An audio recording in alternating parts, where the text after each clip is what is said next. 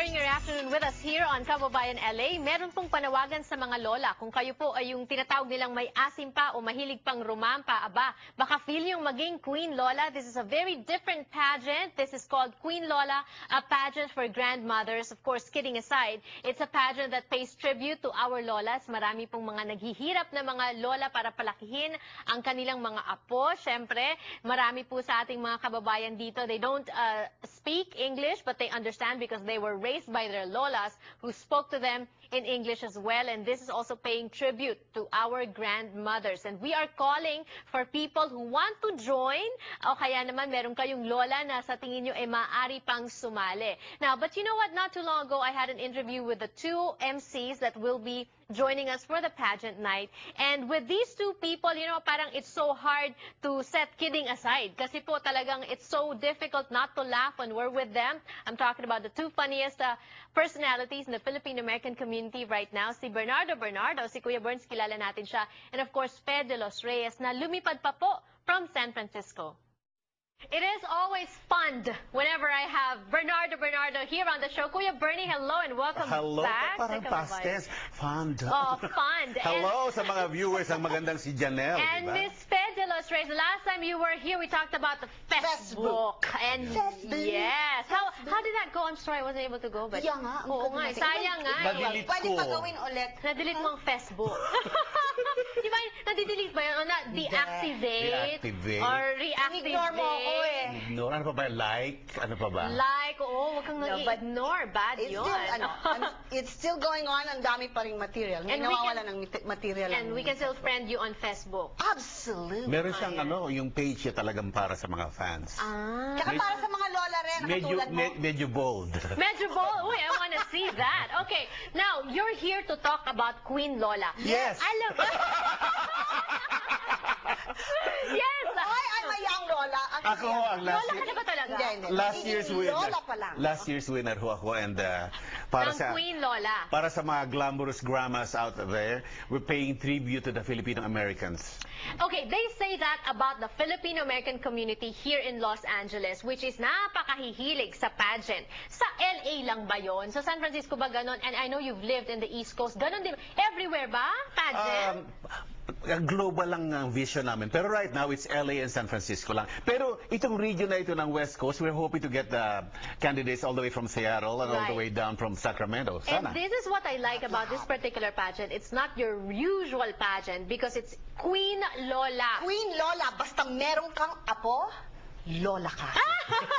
Pero kailangan apo, anak ng anak mo. Kailangan daw biologically female. Kaya hindi ako pwede. Has to be like, Akala ko, nanalo ka na last year eh. Pero Oo, pwede yun. sa transgender division, tinanggal namin din siya, ayaw ni Trump. yeah, you have to, it has to be Lola ka talaga. May Lola apo. ka talaga, and kahit anong age mo, kung 20 years old ka, lola At ka. kahit gaano kadaming apo. Ay, oo. The diba? more, the merrier. The many, yes, exactly. That's why let us make mention of insider events because they came up with this truly unique talagang concept, no? unique. Ngayon, pag sinabi mong pageant, syempre may evening gown. Makeup. Merong swimsuit! Yun ang gusto kong tanungin. Nakasalbabida sila lahat.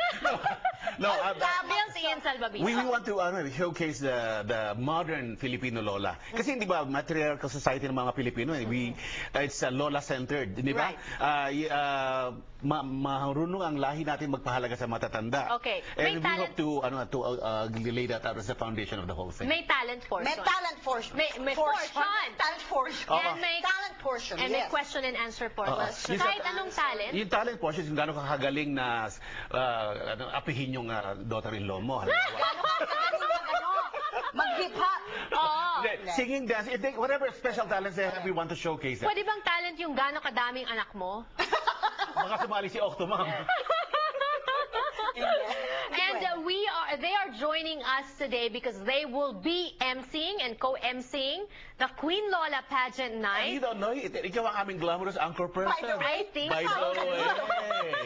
Kala mo makakalusot ka? August 18 yung finals natin. Pero next month, we start our pre-screening and semifinals. Okay, how do we get in touch with you kung meron kaming mga lola na gustong isali dito? Kailangan ilabas ang number dyan ng Ayan. Ayan na, nasa screen Well, they na have ang to number send ng their website. photo Okay. and their video to Insider, of course, Productions, Pinoy yeah. Insider sa Wilshire. Yes. Tama ba? O So, pagka ganun ba, isi-screen na muna sila agad? May Oo. interview na ba? Interview at saka merong mga basic choreography para malaman namin yung kanilang flexibility also. We don't... Paano yung mga naka-wheelchair? Pwede. Baka gumawa, paano kung may talent? equal Exactly, opportunity naman tayo, no? diba? But the whole thing is, naka-wheelchair ka.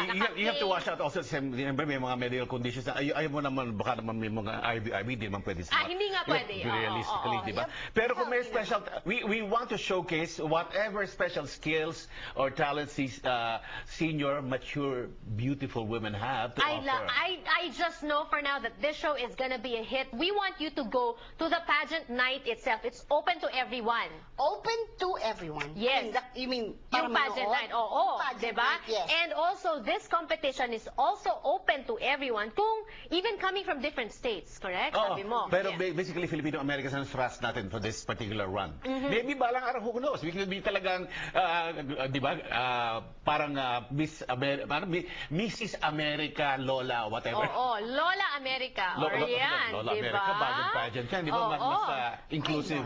Miss Queen Lola. Miss Queen Lola. Ang daming title. Ay. Miss Queen Lola America. Right. Humaba ng humaba. What can they, ano naman ang mapapanalunan? What can they expect to win kung sumali sila? Ikaw nga kumibo. A date with... Over 25,000 Dollars worth! in cash and in prizes. Wow. In Tapos kind? may lalabas ka pa sa, they will have TV. TV Yes. For TV and film. film appearances sa Philippines. Yung mga know. mahilig talagang umarte ng mga lola dyan at Yes. mga... Merong trip to the Philippines. syempre. Meron pa? Oh, Trip. wow. Ay, Ang- lang. It's indirectly, it's an homage to all the manangs. Kasi you hardly hear about the manongs and the trailblazers dito sa Yes, Amerika. yes. Ngayon, bibigyan pa natin ng importansya yung mga kababaihang marami rin pinagdaanan bago maka-achieve din ng mga bagay. Correct. Or freedom, achievements itself. Tatanda mo nung araw, if you remember your history, medyo hirap ang mga Pilipino noong 1920s and 30s. So, Yes. hindi nakakapunta rito basta-basta, lalo na ang mga Pilipina. Yes. Of course, it's brought to you by Cider Insider events. Yes. And in cooperation with ABS-CBN. Ayan. For the benefit of, kompleto ako. Oo, Bantay sige. bata. Ayan. So, magkita-kita po tayo. I think Gawad Kalinga also kasama din. Kasama. Talagang siniksik ko yung Gawad At saka Kalinga. pwede nila makita sa Pinoy Insider pag if they get the copy of the publication. Right. Andun din yung mga information na yan. Thank Tapos you. yung mga nurses dyan, Good Shepherd Ambulance. Talagang jogging. Thank you so much. More power. Magkita-kita po tayo sa pageant na. Yes, Again, all the information lolas. on the And screen. continue loving Janelle. There's only one of her. Thank you. All right. Calling all lolas!